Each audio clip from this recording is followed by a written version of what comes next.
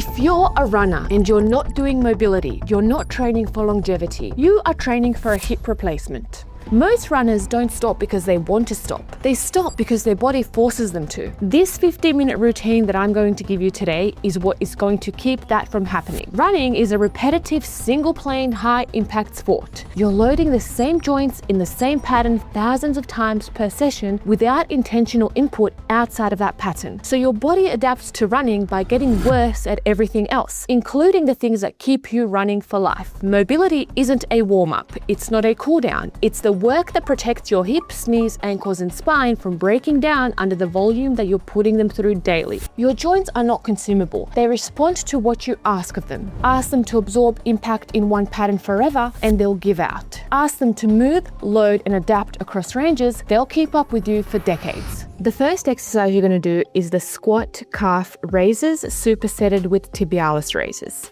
You're going to do 10 reps of each movement, alternating between the two and working for a total of 90 seconds. You are first going to drop into a deep squat, heels down, chest up. From the bottom, push through the balls of your feet and raise your heels as high as you can onto your tippy toes. Lower down with control. Keep the squat depth the whole time.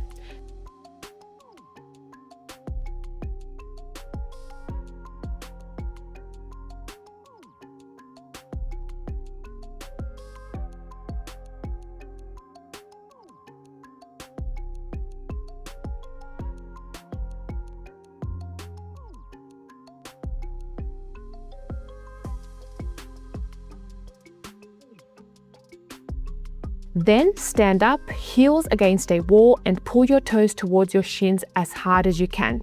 Your ankles take every step. If they don't move, your knees and hips pay the price.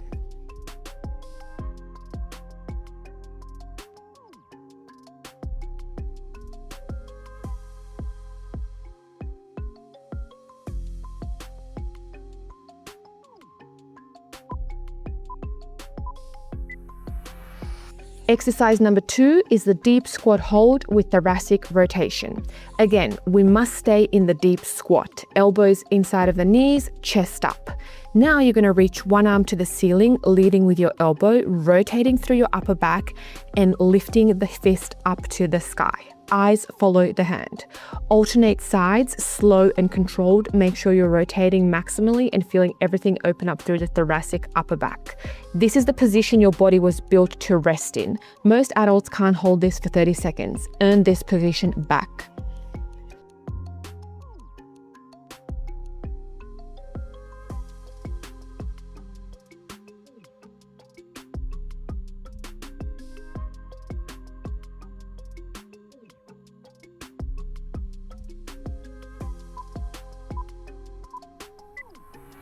Exercise number 3, the front split trio. You're going to do this for 3 minutes, working 90 seconds per side.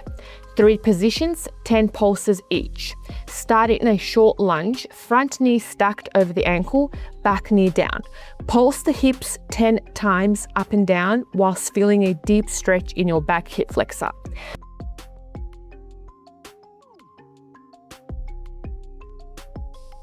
Then lengthen into a long lunge. Front foot further forward, back leg extended behind you. You're now going to pulse the back knee towards the floor 10 times.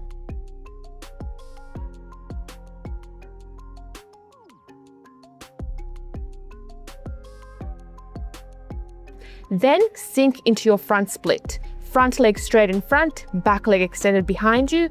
Pulse down towards the ground 10 times and then switch sides. This is the work. You are loading the hip flexors, hamstrings, and adductors through the exact ranges running steals from you.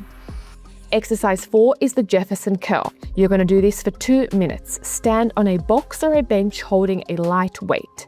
Tuck your chin, then roll down vertebra by vertebra all the way down to the bottom. Pause, and then roll back up the same way.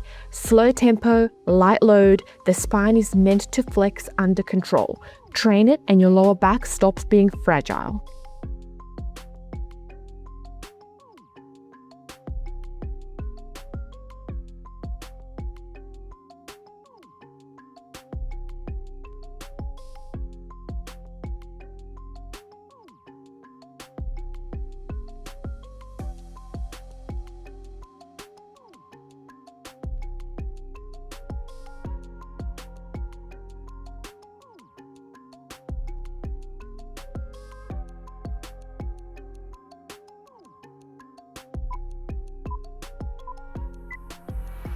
Exercise 5 is the 90-90 hip switches with forward lean. You're going to work this exercise for 2 minutes. Sit on the floor, one leg in front bent at 90 degrees, one leg behind bent at 90. Lean forward over the front leg, chest down, breathe.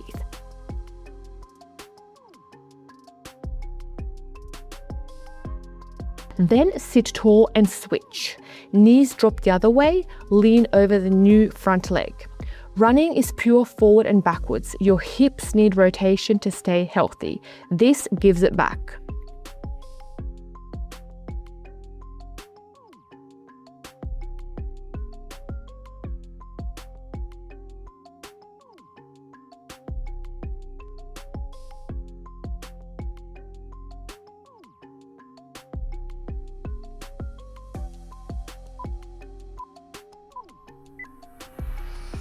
Next, you move on to the Cossack squats. You're going to work this for 2 minutes. Wide stance, toes slightly out, shift your weight into one leg. Sitting deep into that hip while the other leg straightens. Heels stay down, shift across to the other side. Move slowly, sink low. This is the lateral loading that runners never get, and it's where the adductor and the groin injuries get prevented.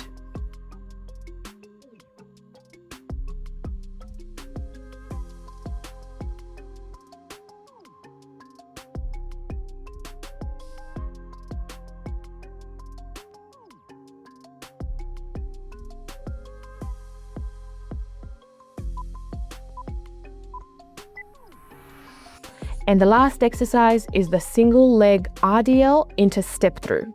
You're going to work this for 2 minutes, alternating each leg for a minute. Stand on one leg, hinge at the hip, back leg extending behind you. The spine is nice and long. Touch the floor or come close to it. Drive back up through the standing glute and then step that back leg through into a knee drive. This is your running stride, loaded and controlled using balance. Strong here means that you are strong everywhere on the run. 15 minutes, 3 to 4 times a week. This is the difference between running for a season and running for life. Your joints respond to what you ask of them. Ask them to move and they'll keep up with you for decades.